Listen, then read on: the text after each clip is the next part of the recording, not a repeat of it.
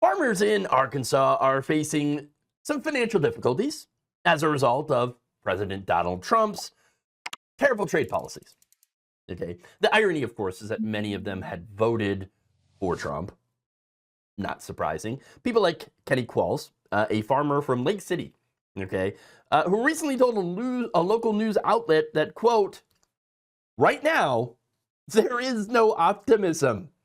There's no way to look at a profit. Wow. And added, a lot of people are going to be getting out. You know, we always look for the next year, but the next year is not promising anything better. It's taken away hope for a lot of people. That's right. So a lot of farmers, Arkansas, absolutely no hope as a result of Trump's his trade wars. So, and by the way, Kenny's not alone. U.S. farm debt is now expected to reach $561.8 billion by the end of this year, which is a 3.7% increase from the previous year. So I'm not saying farmers were doing amazing before, but they are doing much worse now. In Arkansas alone, in this just the first 3 months of the year, you had 15 farm Chapter 12 bankruptcies.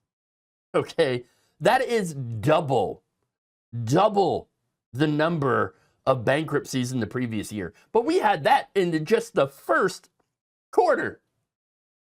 Yikes, that's not good. And especially for a state where agriculture brings in about $16 billion annually. So yeah, it's a $16 billion industry per year, and oof, not doing well. Not doing well, okay? Trump's policies are hitting extremely hard.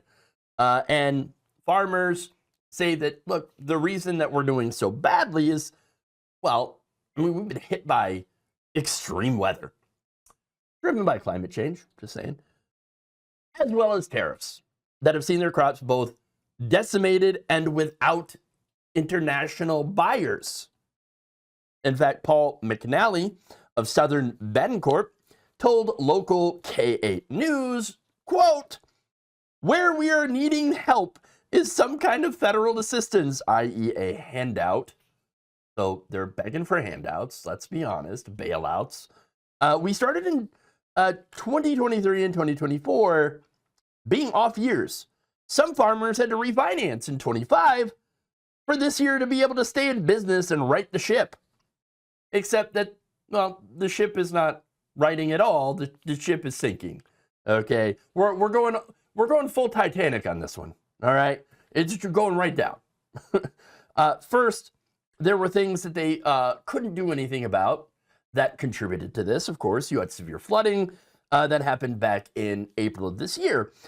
10 people died, and it also caused about $78 million in crop damage. Not good. Not good. But of course, that by itself, very tragic, very damaging, okay? But you add in then the icing to this shit cake, which is Donald Trump's trade war with China. Of course. Because you see Chinese customers who typically purchase about half of Arkansas's soybean crops decided, well, we're not going to do that anymore if you're going to put a whole bunch of tariffs on us. And that's what happened. So they're not doing business with U.S. farmers anymore. And that, of course, is absolutely devastating to these very same farmers. Chinese import actually account for approximately 1/10 of all U.S. agricultural outputs. Specifically, though, they do a lot of business with the soybean farmers. China, however, has decided we're going to go find new markets. Okay, we're not going to buy from U.S. soybean farmers anymore because of Donald Trump.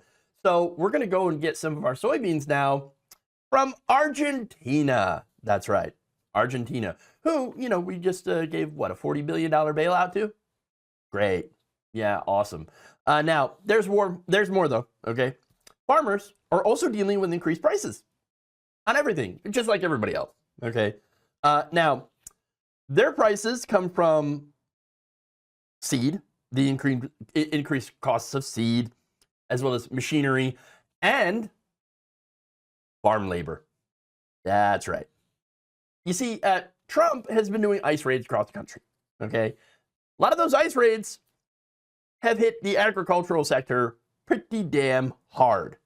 Okay. Because there, again, a lot of labor, a lot of the farm labor is immigrants. Something around 40% of all agricultural workers were undocumented immigrants. That's a lot. That's a lot of people. And so, well, now who's left to pick the crops? Well, why don't Americans do it? Americans ain't clamoring to fill them jobs, okay? And the ones who might do so, they're not going to work for the typically low wages that farms offer. And so, well, that's going to impact the farmers even more because then they're going to be forced to pay more for labor. And they're already going under. So, not good at all.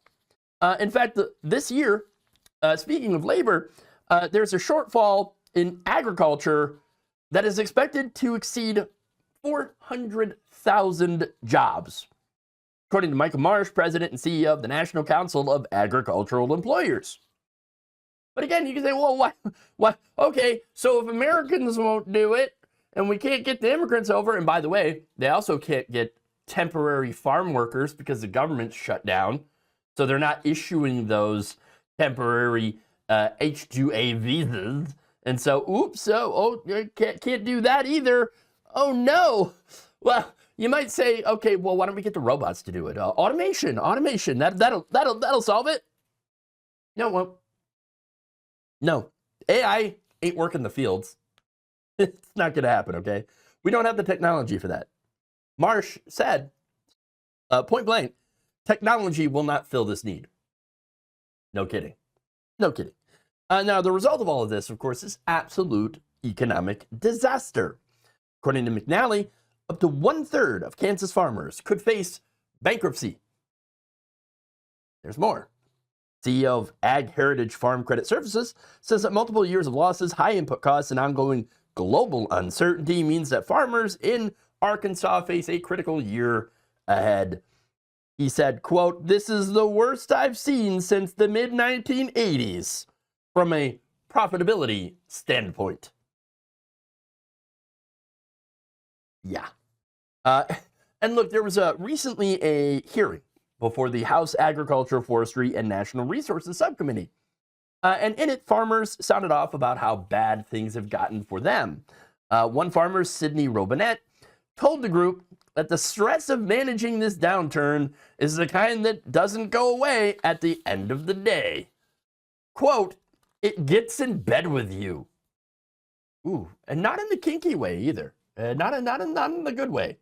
Sexual anarchy. No, there's none of that going on here, okay? In fact, he said, sometimes it's better to be awake than it is to sleep at night, because when I'm awake, I can think of what's going on today. The bad dreams happen at night.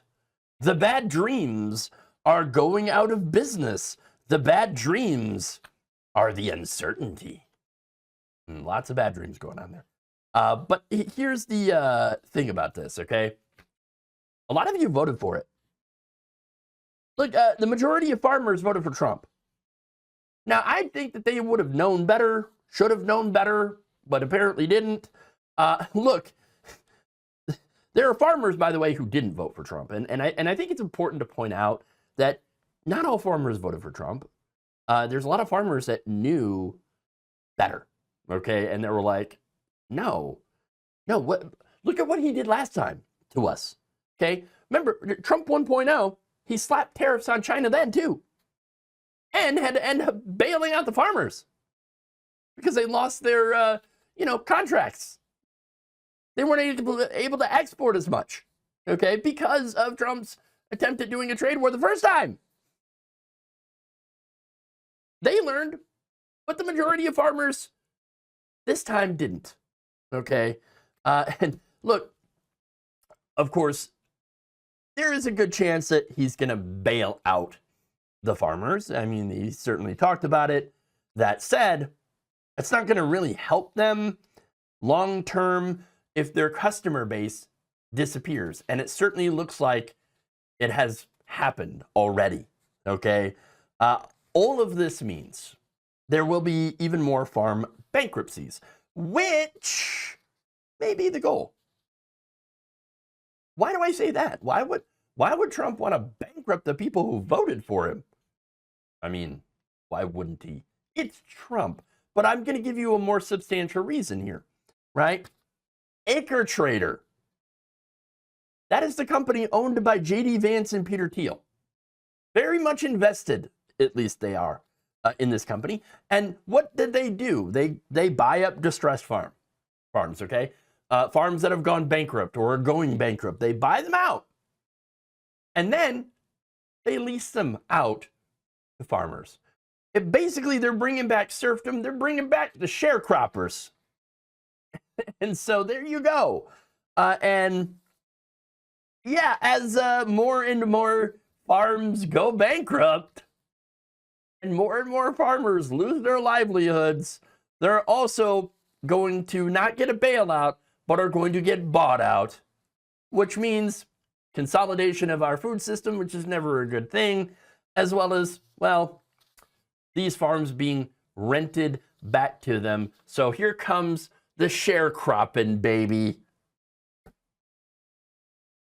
These farmers, look, they're apparently, and it's ironic, right? Because they voted for this, and they're going to be the first to find out what Trump actually meant by making America great again. Thank you for watching. If you enjoyed this video, please like, share, subscribe, hit the bell icon in order to get notified whenever a new video is released.